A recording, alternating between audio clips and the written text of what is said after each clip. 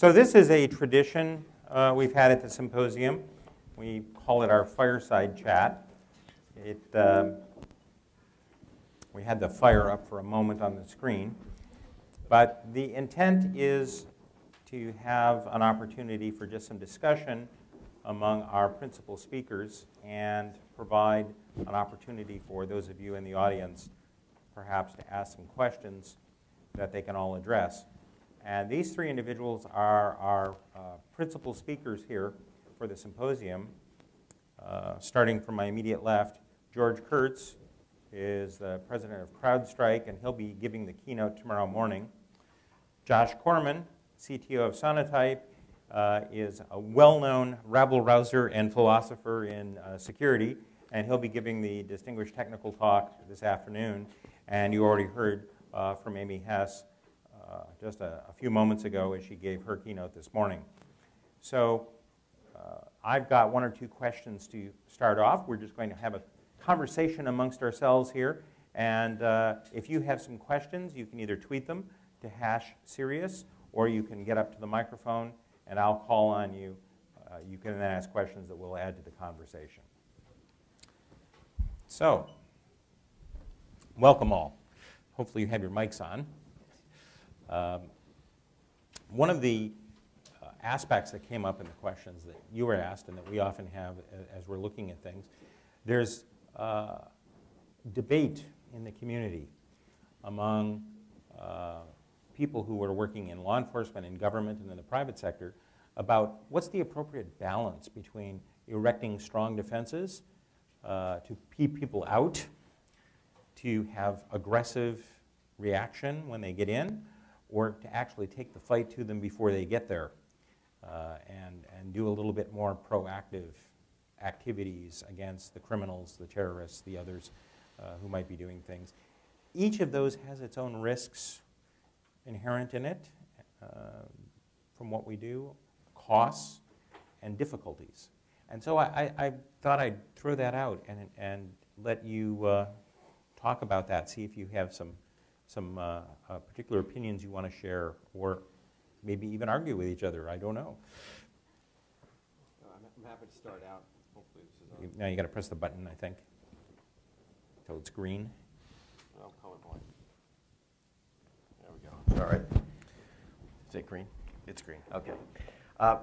So first and foremost, thanks for having me, inviting me down. A little bit of a travel nightmare getting here, but I'm here, and certainly that's an exciting topic for me and I'm sure all the other panelists here.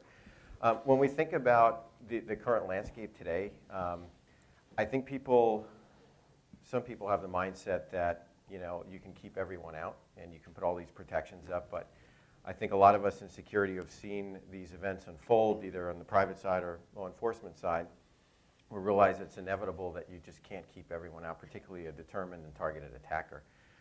So the question becomes, what's the balancing act, as you said, between keeping them out and then once they get in, being able to at least identify them, take an action, either shut them down or watch them or be more proactive.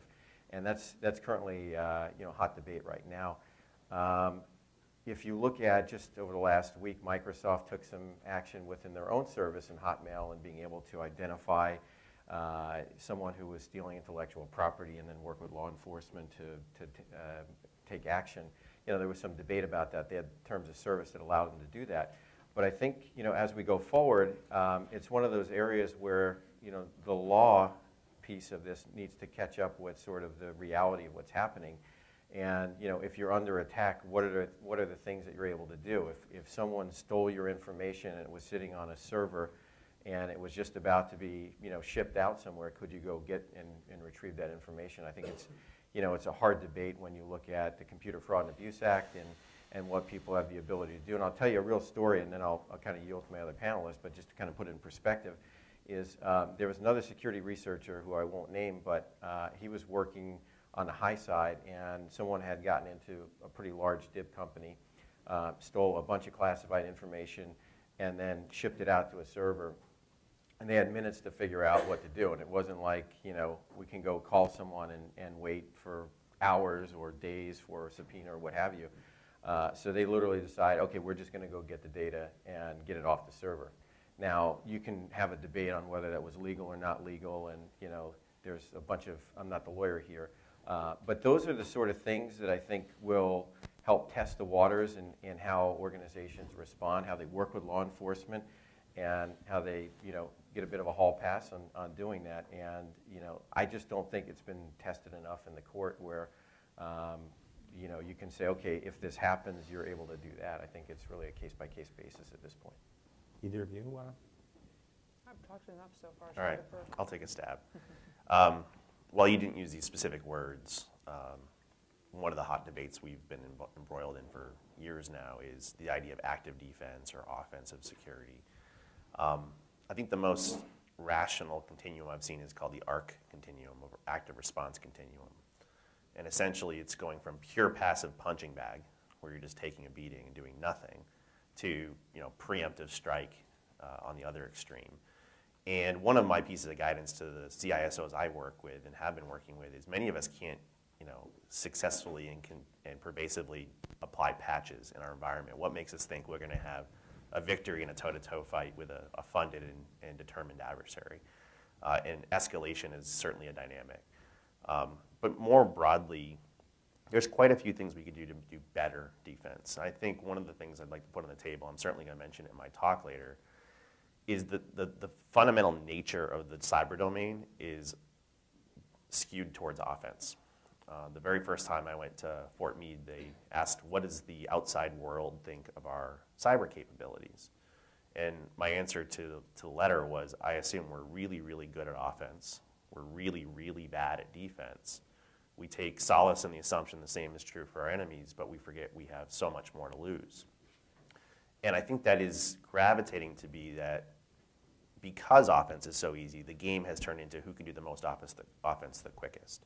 And I think what we've done is atrophy that just because offense is easier than current defenses, I haven't yet seen enough, and one of the things I push for through Rugged and through the cavalry and whatnot is more innovative approaches to defense.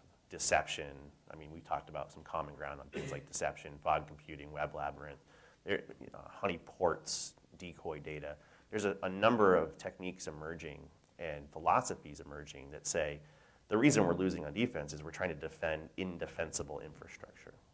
And we don't have enough control over the operational excellence of our environment either. So there are things that can be done to lay the groundwork for much more effective defense. And a fear I have is our talent pool is being skewed towards pen testing and breaking and offense as opposed to deliberately trying to bring more balance to that natural offensive advantage in the domain. So, and much like I was addressing in my speech, all of these things are obviously clearly true. Is that we can't address this problem like we have addressed prior problems, even in the realm of terrorism in the past. Is that we would want to prevent something from happening, but we had the luxury of more time usually to be able to investigate and fully understand the planning cycles and the processes that the group, the organization, was going through, or the individual was going through. Having that luxury of time plays a key role in our ability to stop the threat and prevent the bad thing from happening. The problem is this is all happening in real time, and much as obviously my co-panelists pointed out, therefore it changes the whole dynamic and how we approach the problem. It becomes a very offensive game as a result. And that's where the key factor for us, the key challenge for us, at least from my agency's perspective, certainly from the government's perspective, is what are the laws, the legal ramifications, the policy restrictions when it comes to that? And how does that preclude us from being able to be agile enough to be able to address that threat? And that's really the key challenge moving forward. How do we get that changed so that we can most effectively address this new type of environment we're in? There's a strategy that's taught.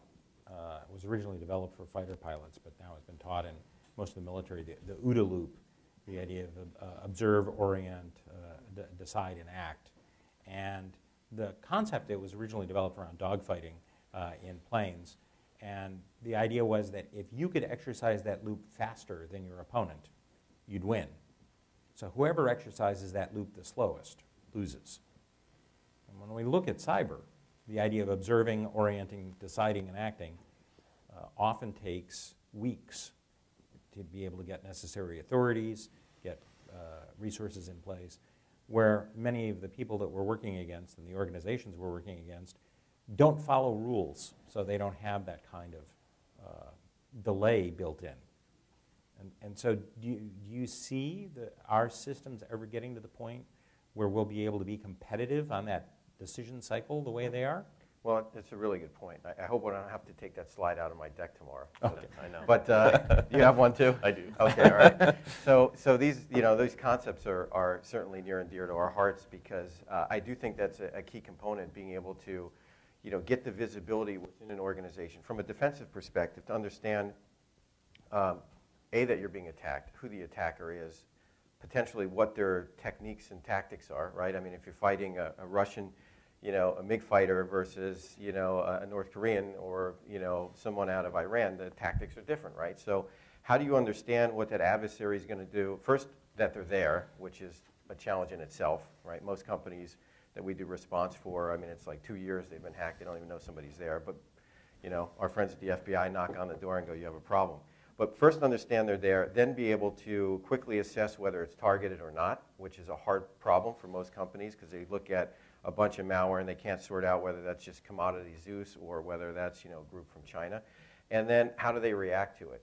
Is it a just flatten the box, or do we contain it and watch it or engage and deceive and do that in a very quick fashion? And I think, from a private perspective, the technology is starting to emerge where you're going to get greater visibility to do that. My fear, though, is that kind of the legal piece and, just take a corporation as an example. You have a breach, the first thing somebody does is notify the internal lawyers. Then the lawyers notify the external lawyers, right? So now you have 2 lawyers, internal, external, and everything grinds to a halt. While the security guys are going, well, look, we can just do these things and, in an hour we can get this contained and cleaned up. So I think the technologies will be there to be able to get that visibility. I just don't know how quickly the kind of the bureaucracy and the legal piece will actually be available to support that OODA loop concept. Go ahead. So I keyed off something you said in your speech. We have disparate rates of change. We also have a lot of information asymmetries and imbalances. One of the things I said about laws, so I'll start with laws, the bad news, and then I'll go to the good news. If you think about the lag time, the multi-stage information asymmetry, the adversaries are usually two years ahead of the researchers. The researchers are 2 years ahead of the product companies. Product companies are 2 years ahead of the buyers. The buyers are 2 years ahead of industry compliance, and industry compliance is 2 years ahead of law. There's absolutely no way that's an effective OODA loop, right? So laws are retrospective. They're trying to summarize what's happened, and what you have is a changing battlefield. There's evolving IT, evolving business priorities, evolving adversary landscape. And what we tend to do is the defender's risk-averse nature is to codify best practices from circa 2003. And those conclusions we came to circa 2003 were based on a 2003 definition of IT, adversary, and business. So when we go to make a legal or policy response, we have to factor in the evolving and dynamic nature. You have sentient adaptive adversaries. It's one of the pieces that we completely agree on is you don't have a malware problem, you have an adversary problem. And I haven't seen enough adversary centricity in risk models. Now on the good news, and I'm definitely going to talk about OODA loops tomorrow, things like DevOps, or the development operations revolution that's kind of replacing and transcending Agile, that's all about lots and lots of tiny batches frequently. It's about fail fast and iterate model. It's also about instrumenting everything. So a lot of the goals of DevOps terrify the average security practitioner that velocity of change is impossible to secure. And yet if you really embrace the spirit of the dogfight, those really tight feedback loops and small but frequent changes are actually, and well-instrumented environments are really, really big boons for our ability to have prompt and agile response. And that's exactly where we need to be. I mean, I think that it's far too easy for, at least from a law enforcement perspective, to say, well, the law just hasn't caught up yet. And that's not good enough, because in the meantime, we can say we'll just wait for the law to catch up. Well, right now, we're still operating under the Communications Assistance for Law Enforcement Act, CALEA, and from 1994, when really the problem at that time was this, state-of-the-art technology called cell phones. And that was what that problem was meant to address. It expanded in 2003 to include broadband service providers, but everything that's come since then, has not kept up, and the law has not kept up. And so as a result, now we're caught in this. Okay, that's clearly not going to work when it comes to finding that attribution in order to hold the perpetrator, to justice, but also to prevent another attack from occurring. How do we do that? How do we be able to protect our systems better under the law, with the civil liberties concerns, the privacy concerns, to make sure that the government isn't overreaching outside of those parameters that we're confined to work within? So you mentioned that you have the group at Quantico and in West Virginia who are looking ahead at future threats. And Josh, as you mentioned, the researchers are 2 years, 4 years ahead of where we are.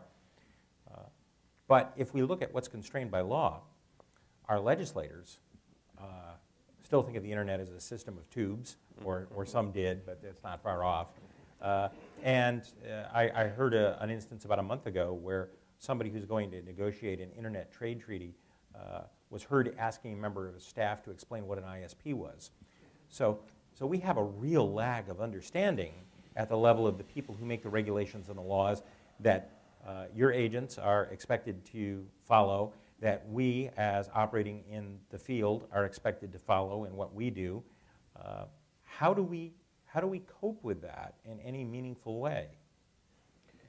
Well, that's really the challenge, and I think, and one of the things that I like to talk to companies about, particularly on a breach response, is build the relationship. And I know Amy talked about this, but I like to say adopt an FBI agent, if you will, right? Build a relationship in advance, because you don't want to get the knock on the door. And we have a couple of FBI executives on our team and that used to work with Amy, and traditionally they would knock on a door and the company would be just dumbfounded that their data was somewhere on the internet. So adopt an FBI agent in advance of something bad happening. And I think it's really important then to build that relationship in advance, so that when something happens, I think you get most done by having a personal relationship in anything. And the laws are not going to catch up, but in a particular case, if you're working with law enforcement, they know you're trying to do the right thing. When your data is floating out there and you're trying to contain it, I think there's going to be a lot more cooperation in helping you deal with that in whatever manner or action that you take, as opposed to not having a relationship. And that is the way I think we're going to solve it between now and when the laws catch up. And I'll tell you a true story on, in this particular, for this particular story. I was at the Pentagon and I had mentioned this story to a very high-ranking official, and they said, well, the one I told earlier, did they get the data? And I said, yeah, they got the data. And he goes, yeah, good. And he was very excited that they actually took the action to get the data. So I think, there's a lot of folks who are fighting this battle and, fighting a common adversary that want to see us collectively win, and I think they're willing to work with us, and Amy can comment, within the balance of kind of the existing laws, even though we know they're antiquated. But it's having that relationship in advance and working with them in a partnership, as opposed to, sort of going off the reservation, doing things that are not necessarily, in line with that spirit of cooperation. Yeah, I totally agree that the relationships and the people matter. Whoever coined people, process, and technology was brilliant to put people first and technology last, but we're good little crack addicts that go straight for tech. One of the things that, shiny, exactly. One of the things, though, that that's really about how do you make more optimal law enforcement. You called me a rebel rouser or rabble rouser. At DEF CON last year, I tried to rabble rouse the hacker community, the white hats, maybe some shades of gray in there as well. And what we basically said is we've looked high and low for the adults in the room on cyber literacy and public policy. So for new laws, and what we found is that the cavalry isn't coming. There are no more experts on cybersecurity than they are stem cell research or fracking or any highly technical discipline. So we're in the process of forming either a 501c3 or a 501c6 to be a technically literate voice of reason, a non-commercial voice of the profession to engage as an ambassador to mainstream media, industry, and public policy. So I've already been walking the Hill quite a bit this spring, or winter, I guess, but since January, because really it falls to us. If we're expecting they're just going to figure out cyber one day, what we really need to find is our best and brightest and our best communicators that can get outside of the echo chamber and bring the right messages with the right phrasing and metaphor to the right decision makers. And that is stumbling and fumbling, but I think the way you get in front of how do you better enforce bad laws is raise the technical literacy for the average citizen and for the average policymaker. I think that's going to take years, though. I mean, I've spoken to some senators, and you can literally see the packets traverse, their head as you talk about cyber.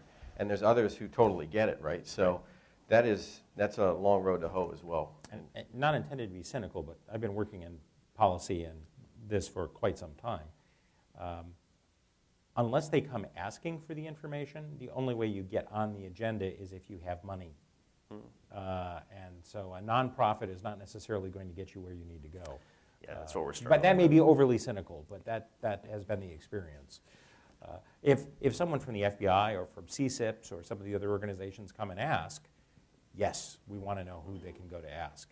Adopting some agents maybe not as a bad idea. You have some orphan agents we can... Absolutely, we've got plenty up for adoption currently.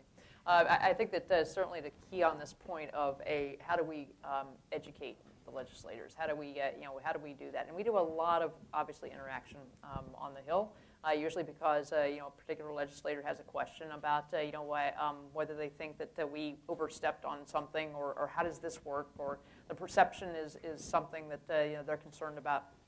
And what I've found particularly challenging that I think kind of puts it in a context that isn't readily expected is that when we go to the Hill, when I've gone there and tried to explain that our laws are not keeping up with technology, the instant response is well, give us examples. And it sounds simple, is that, give us examples of where you have a court order and you weren't able to get what you wanted because the laws have not kept up with technology. So give us an example of that. And we go back out and we will canvass all of our field offices. And what we found, this is an interesting dynamic, agents don't ask for things that they don't think they're going to get. And as a result, I have nothing. I get 0 examples because they're not asking for those things. They don't think they're going to get them, so why bother to write up an entire affidavit to support a court order and get not only multiple levels of management to sign off on it, but also obviously the judge in order to effectuate a court order that you're not going to get it anyway. And it's a self-fulfilling prophecy, so then I go back and the next conversation is, where's the examples? Well, then clearly you don't have a problem. Right. There's a nice insight here to springboard off of, which is, so the cavalry really chose as its focus because they don't care unless they're asking. We've chose public safety issues, so hacking of cars, medical devices, home electronics, and the Internet of Things, and public infrastructure. They do care about those things. And one of the things we've gone to the FDA for, the Food and Drug Administration, for example, is several researchers have hacked their insulin pumps, their subdural pacemakers, and defibrillators. It's demonstrable, and the FDA keeps saying, well, there's been no documented deaths yet. And there's quite a few of those kinds of things. Similarly, there's been some very suspicious car accidents. And they're saying, well, there's no proof that it was malfeasance or hacking involved. So here's a lesson to this type of a community. Maybe the laws should be encouraging or scaffolding, and maybe the research community should be putting in forensically sound logging and evidence collection on medical devices and in cars. We have black boxes in airliners because it enables someone like the NTSB to learn from mistakes and enhance the security over time. Now that software is in cars and in medical devices, it has the same potential to do harm on a much broader scale. So perhaps legislation, instead of trying to codify PCI, which doesn't even work for its intended purpose, perhaps the legal suggestion should be to enable the evidentiary collection or the forensically sound capture on these things such that we can learn from it and make smarter risk decisions going forward. Well, that brings about, though, a different concern That is true with a lot of data collection and the big data concerns and otherwise, that having all of this information now allows greater violation of privacy.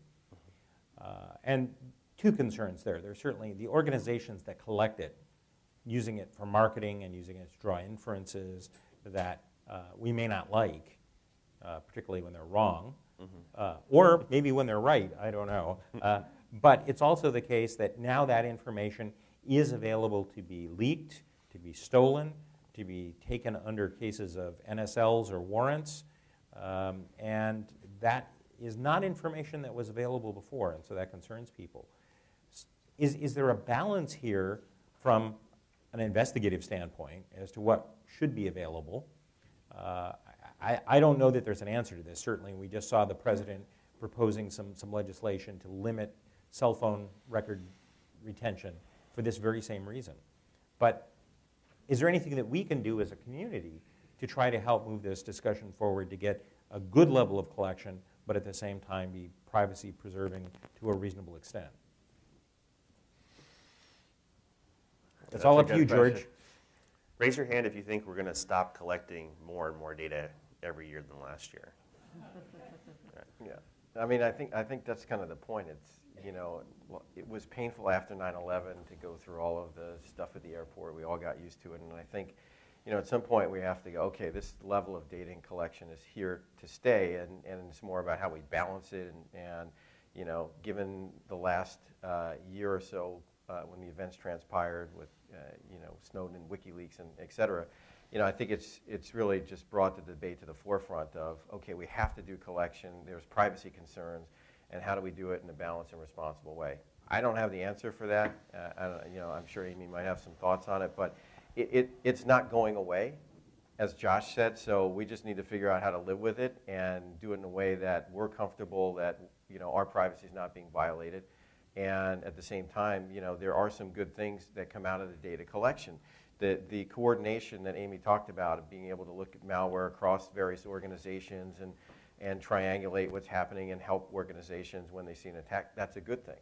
But at the same time, you know, people don't want all of their information violated. So I don't really have a great answer other than... I think the beginning of your answer to that was illustrative in a way when you said we all got used to TSA. Well, you know, that's a problem because really TSA is not very effective.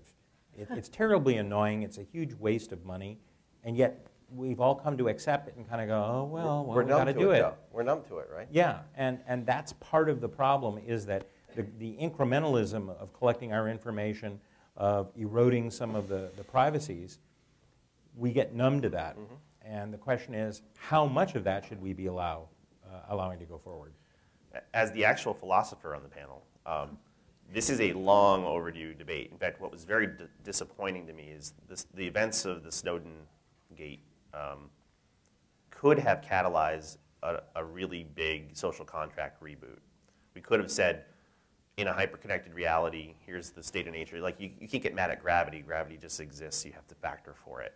So if the pervasive surveillance and collection and even volunteering of information through things like Facebook, I mean, some believe privacy's essentially dead. I guess I should channel my inner Dan Gear real quick. Dan's so brilliant, but not enough people hear him. He basically said that if you think of privacy as two things, one is the ability to be observed. He's like, let that one go. It's gone. You know, we're infinitely observable. The other one is the persistent ability to deny who you are or obfuscate who you are. And he said, and that one's going to be really hard. So if you think, you know, the ability to be observed or to deny it was you are you really two value levers, it's just a different way of framing privacy, he's essentially saying it's gone.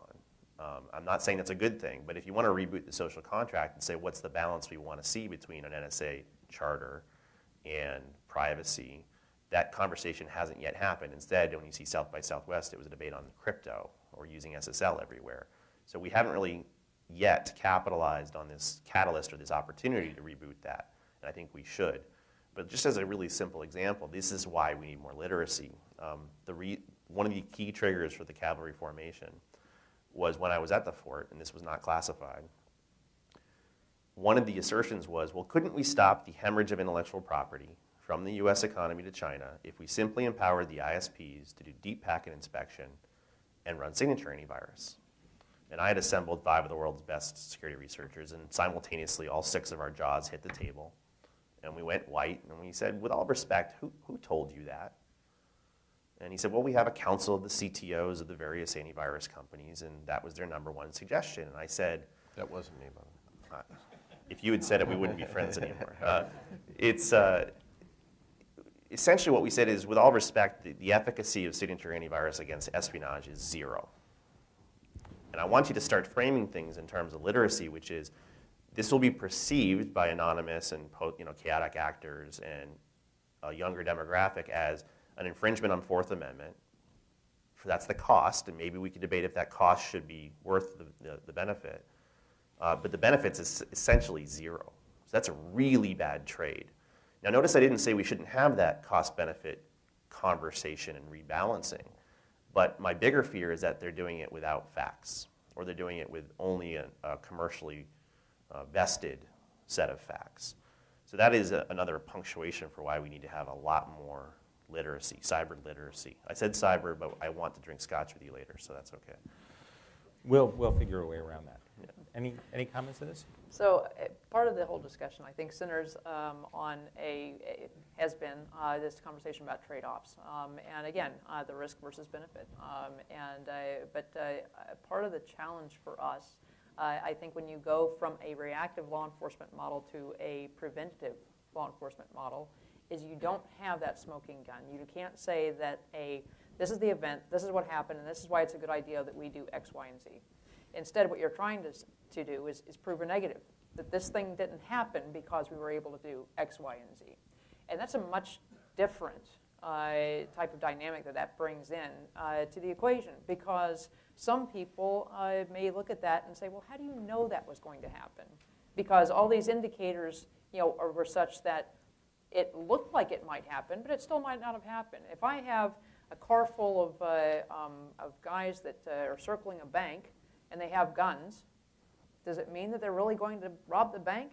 And at what point does the FBI need to step in before that happens?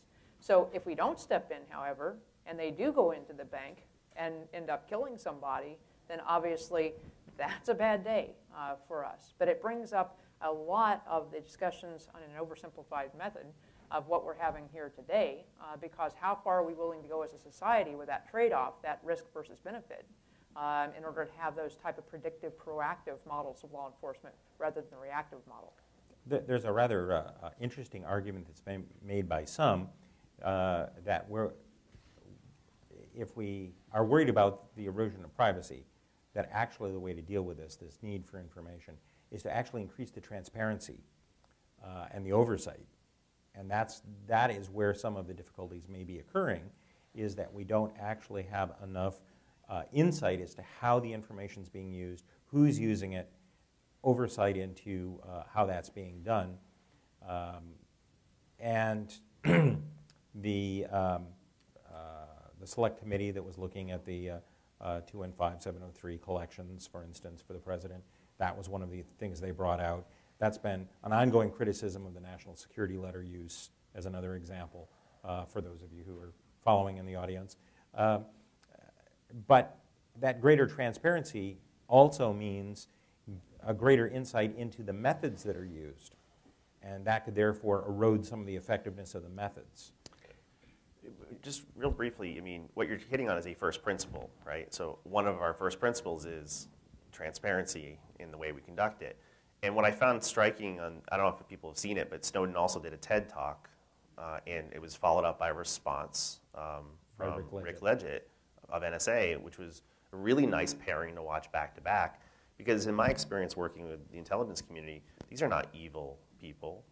They have first principles that guide their actions. It's the sequence of which one wins in a tie, which is where the debate needs to happen. And what we're talking about is crypto or SSL or mass collection, instead of saying, here are our first principles, here's the prioritization of those first principles, and that would govern what the TSA does versus what national security letters look like versus a new charter for the NSA if that's what we want to do.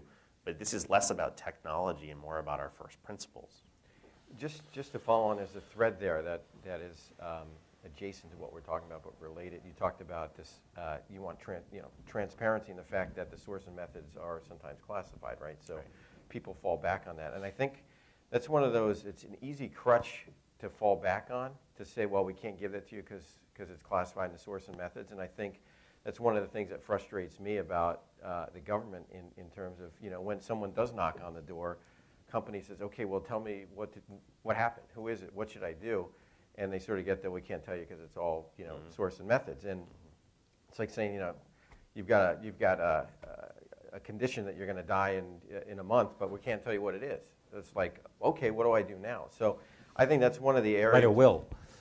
Yeah. But I think that's one of the areas when we think about transparency. I mean, again, it's kind of related to what you're talking about. But what I would love to see more of is, the indicators themselves, when we talk about them, we have the indicators. Lots of people have the indicators. And a lot of times the indicators aren't given out because of source and methods. And I'd love to see the government loosen up a little bit more to be able to share those indicators, because I just think that the source and methods in that classification is a bit of a crutch.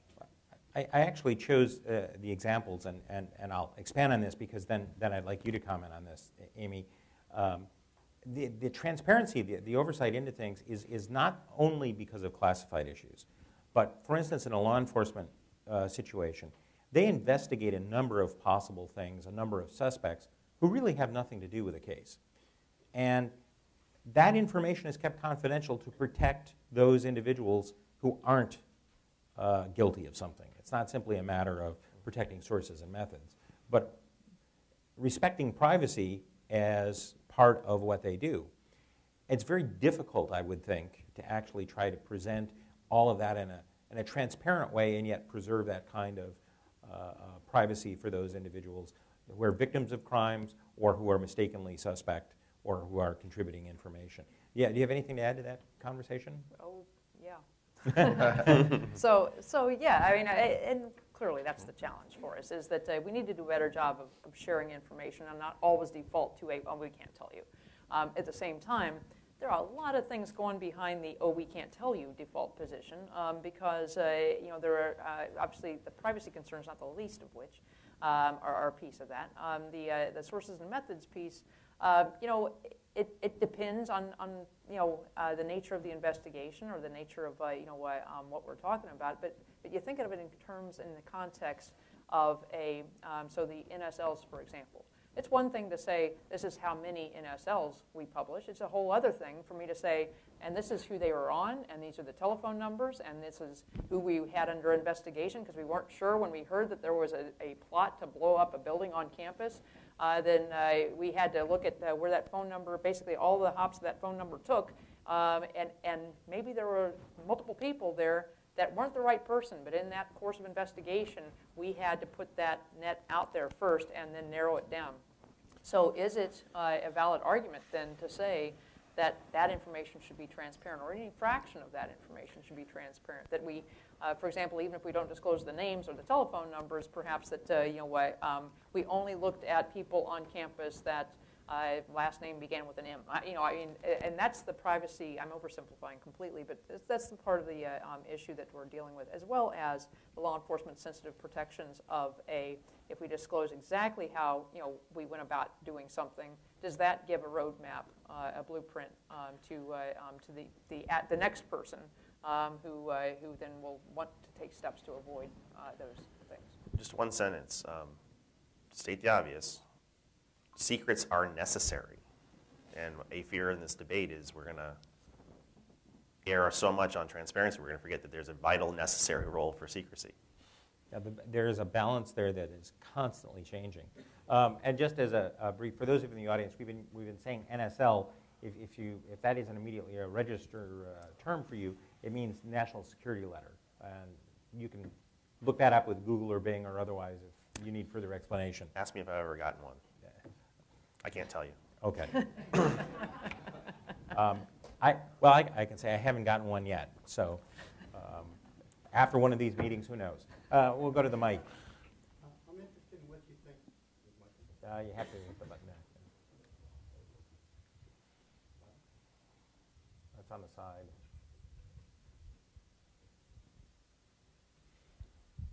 There we go. Thank you. I'm interested in what you think will break the ice to be able to start collecting data, sharing it, solve some of these policy issues. Because when you bring up the TSA question, the thing that occurs to me is nobody would accept the TSA rules that we have right now until you had that 9/11 event when the population could see themselves, put themselves on one of those planes. So do you need a cyber Pearl Harbor to, let's not use that term. actually implement this? And the best you can do is put first principles, policies in place, waiting for it?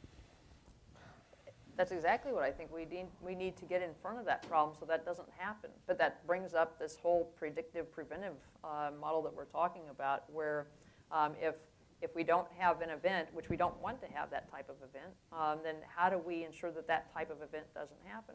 But the policies and the principles and the laws that surround that haven't kept up yet.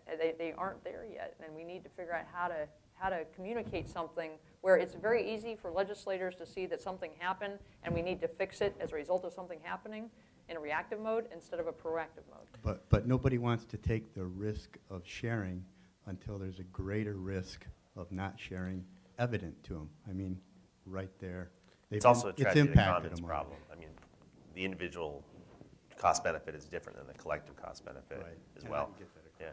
Now, I will never repeat the words you just said because I'll lose my street cred. But in terms of public safety things, we do believe that the analogy we've used is if you think of pollution law, nothing changed, even though it was a pervasive problem, until the Cuyahoga River in Ohio caught on fire and stayed on fire.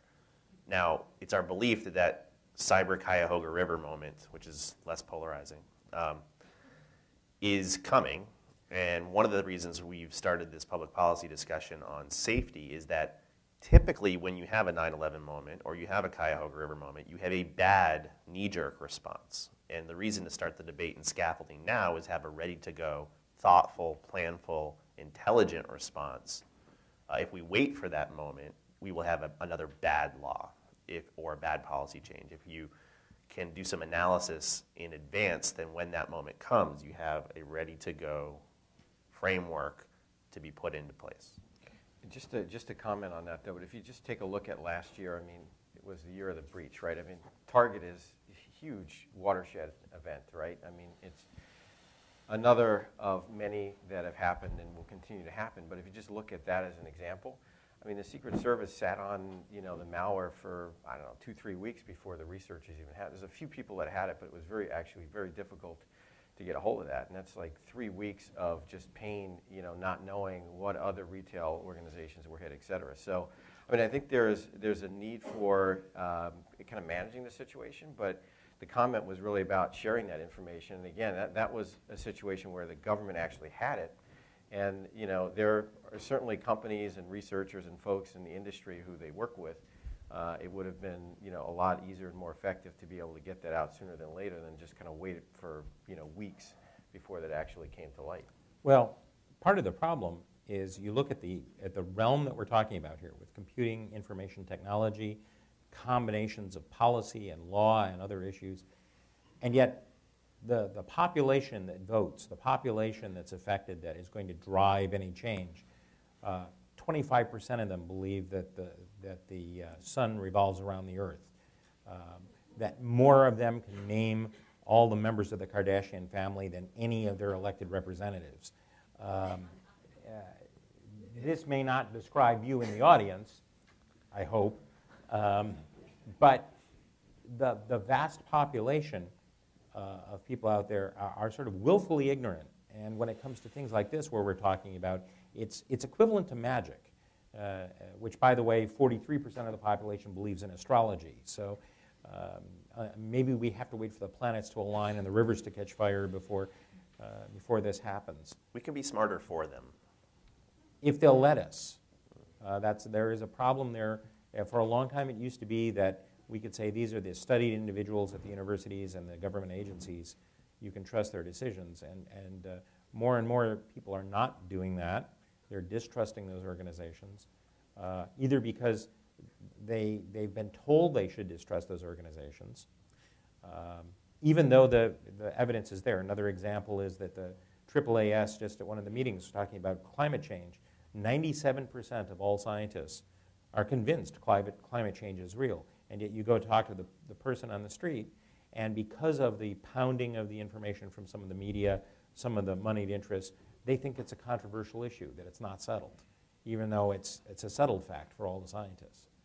So we have some very interesting problems here in terms of communication of risk and trust and authority that is in addition to understanding the problems. I'm going to file that under gravity again in pervasive surveillance. It's one of those things I can't change, but I can factor for in my chosen response. I wish it weren't so. May I be recognized because... I recognize you, Victor, so... because what I wanted to ask, you may sort of slip away from Can you pull the mic down and talk? From that topic. What, I'm not tall enough for you?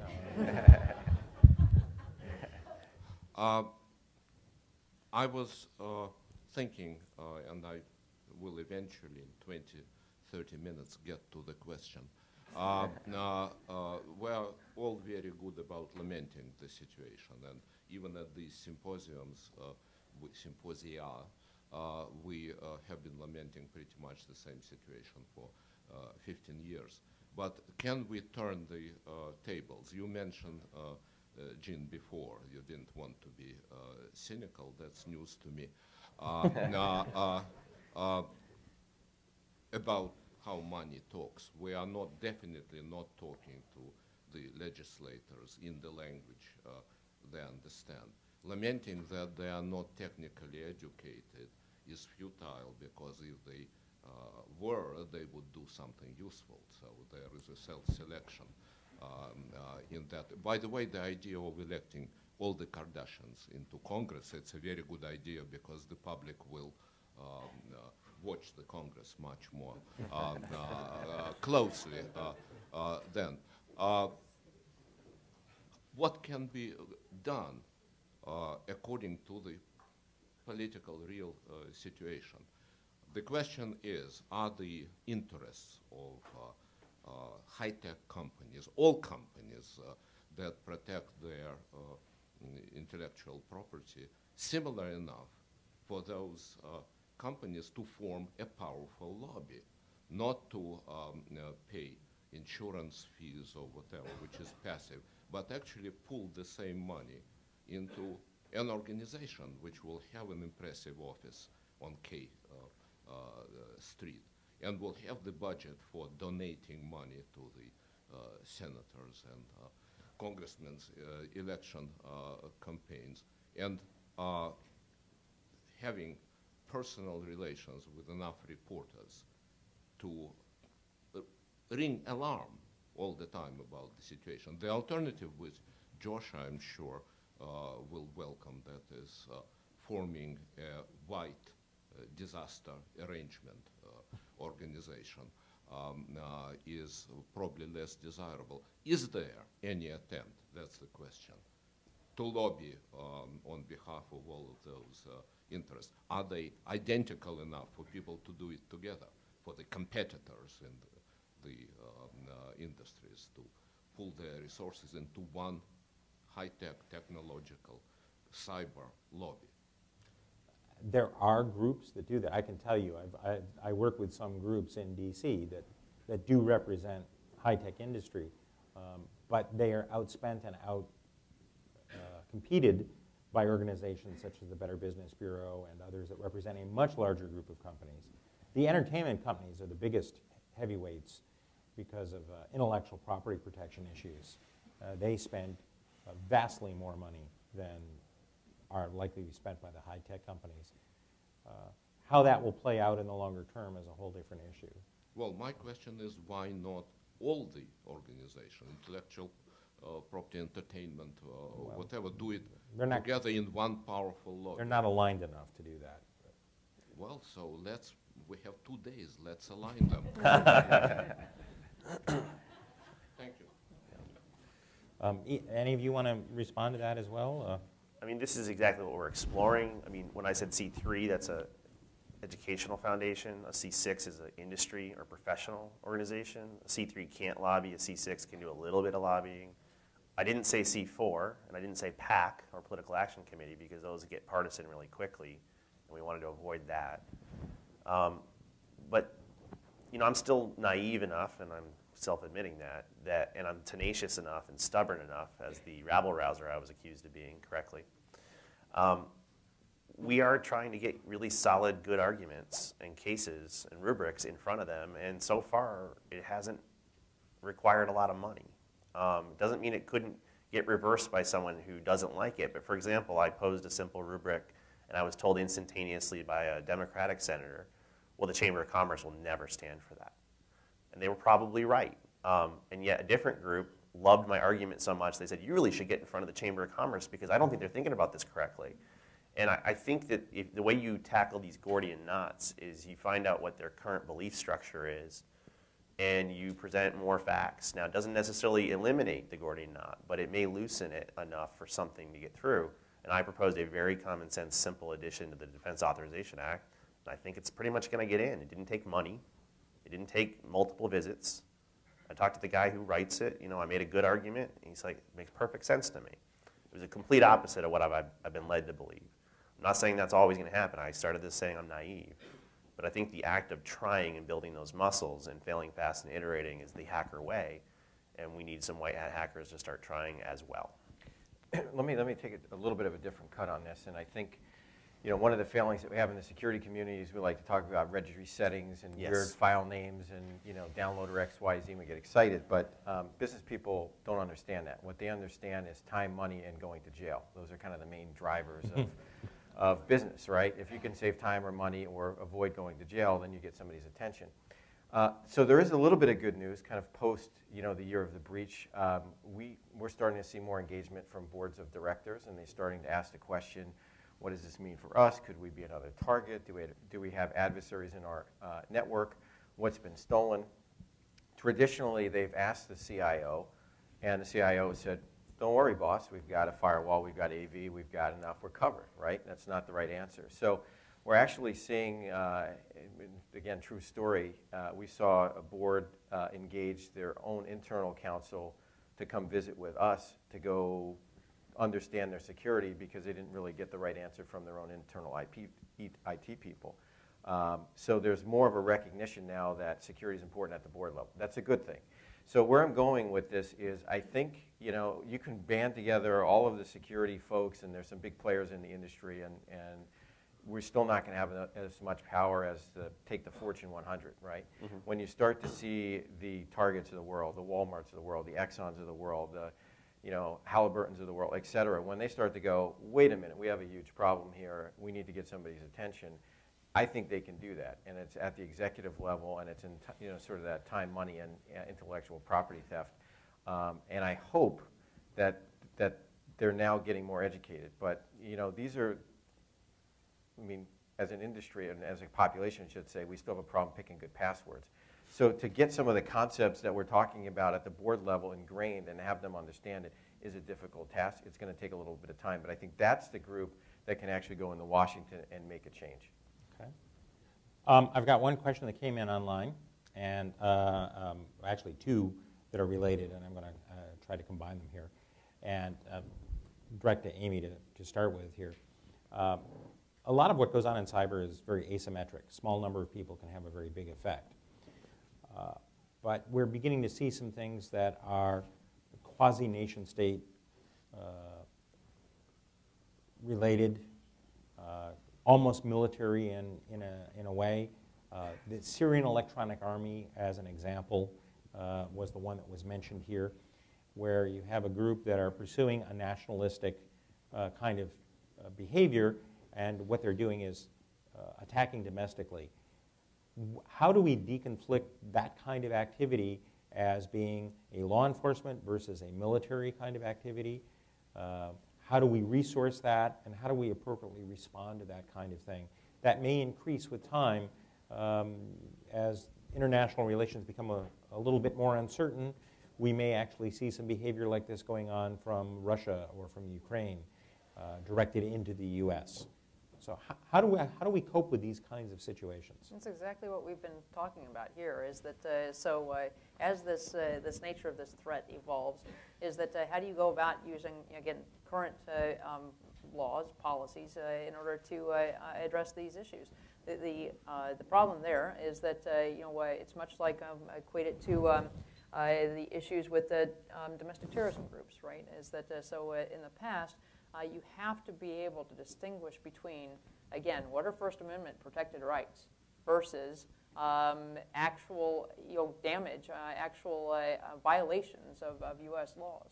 And moreover, if it's coming from outside of the U.S., what authority do we have to be able to hold that perpetrator to justice if that isn't a violation in that particular country where it originated? And at the same time, can we use then civil capacities to pursue those types of activities? But part of the problem is that I think how we go about addressing that goes right back to the perception issue. And I just wanted to touch on this real quick, if I could, kind of come back to that. Is this communication issue that we've been talking about is really a key piece of what we've been discussing. What we've been talking about here is we have I think collectively a communication problem, and whether it's my ability to explain the impacts of budget cuts to the agent on the street, because in very endearing terms, I tell my folks in my branch that you've got to ungeek the language. You've got to be able to explain it in terms that the agent understands what's going to be impacted, what they won't be able to get if we don't have that thing. At the same time, on the Hill, we've got to be able to communicate, to be able to do the same thing. What's going to be the impact if we don't change this law, if we don't change this policy? This is what's going to happen in terms they can understand as well. But how we go about addressing groups, versus individual actors, is much like how we've addressed this in the past. First of all, how do you work within the confines, clearly, of the Constitution? But now, with the international community, how do you develop those relationships so that even if it's not a violation there, that they would be able to work with us as well? But in this particular capacity, really it comes down to what has been damaged, and then is it enough, the risk versus benefit, for us to go after these particular groups? So when you first invited me, I was the Director of Security Intelligence for Akamai. So we had purview of the internet backbone. And there's an article that almost no one read that I want everyone in this room to read. In Vanity Fair, Michael Joseph Gross. It came out almost the exact same day, the exact same day that the Snowden case broke, so no one read it. But essentially it does a survey of all the Middle Eastern attacks and all the Middle Eastern malware from Stuxnet and Flamer and Gauss and Syrian Electronic Army and Al-Qasim Freedom Fighters. In my role at Akamai, what we could see instantaneously was while it looked like the Al-Qasim Freedom Fighters attack on banks were spontaneous protest like anonymous, they sure smelled like a Russian TTP or a tactic, technique, and procedure. And the Syrian Electronic Army, very similar thing. Syrian motive, Russian TTP. Hezbollah motive, Russian TTP. So people are talking about maybe eventually Russia will start doing this too. I think they've been doing it all along. Not necessarily directly, but at least being trained by someone from RBN or Eastern European tactics, techniques, and procedures, because from the data flow, it was not spontaneous at all. It was an instant on square function, really obvious set of traffic that looked exactly like an attack a year prior by a Russian crime syndicate. So while we could talk about jurisdictional things, you know what the answer was to that? It's really easy to stop DDoS attack. So there was an existing countermeasure while we're still trying to admire the problem of the international entanglement and attribution. But while some people were trying to get hard attribution of, is this a Russian thing or is this a Middle Eastern thing, there were available countermeasures to stop it. So we have to have both conversations. I just don't want to admire the problem on the really, really hard parts when there's practical steps that can be taken. Well, we've about reached the end of our time here. I'd like to give each of you a minute for any summary statement you'd like to make about any of this material. Well, I guess I'll state the obvious. It's a hard problem. I think the hardest piece of it is not necessarily the technology. I think it's the people component, and it's the education of business and the government as well. And it's going to take time to move the ball forward. from my perspective, if I can do a small part in helping educate people and have a debate, that's my role in pushing the ball forward. But I think collectively, we all have to kind of band together and start asking some hard questions on, again, what's being collected, how do we actually get good information, how do we share it, and how do we get people who are not necessarily in the security field to listen. And I guess my last sort of takeaway is, don't assume that the folks that you're dealing with know as much as you from a security perspective. And again, to try to put it in terms that they really understand, in terms of time and money and compliance. And when we start to talk to the legislators, when there's a huge event that happens and you put it in terms of job loss or plant closing or things that they get, you'll start to get some more attention. So I know we all love this technology and the shiny thing when we get drawn into it. But there's a world around us that exists that doesn't really know this magic and black art that we do, and we need to keep that in mind when we're trying to move our goals forward and just educate people who are not in the trenches every day.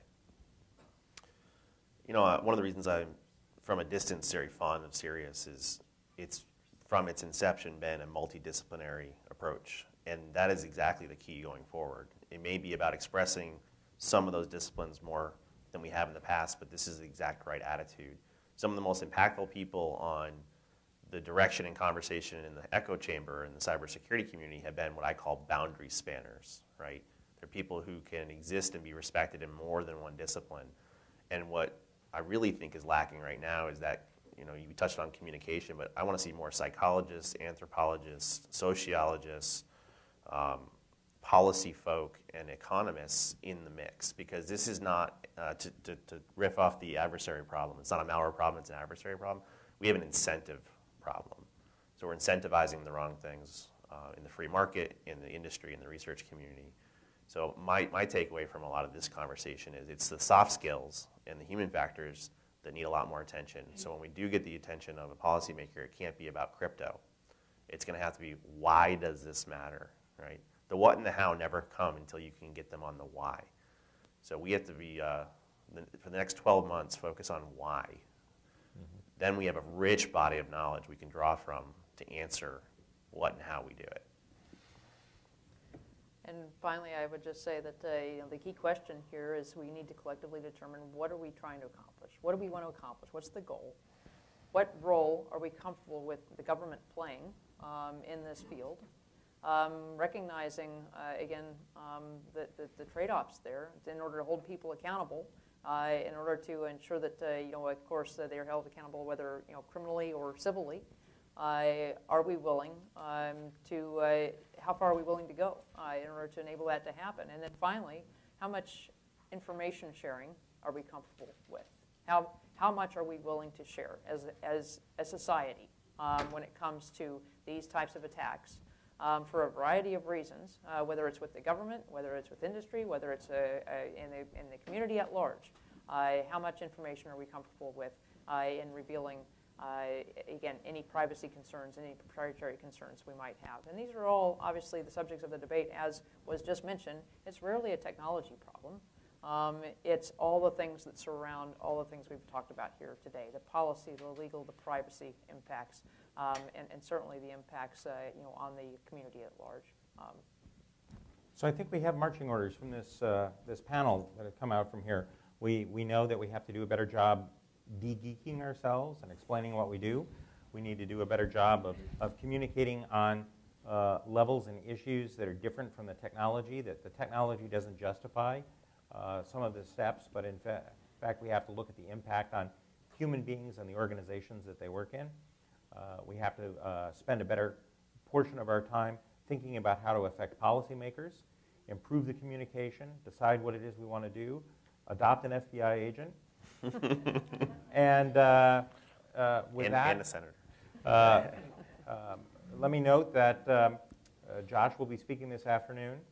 George will be speaking tomorrow. We have some other events planned. We're going to take a brief break here for a few minutes, and then we're going to go into our poster session to tell you about our posters that are going to be available this afternoon. But first, join me in thanking our panel for the time this morning.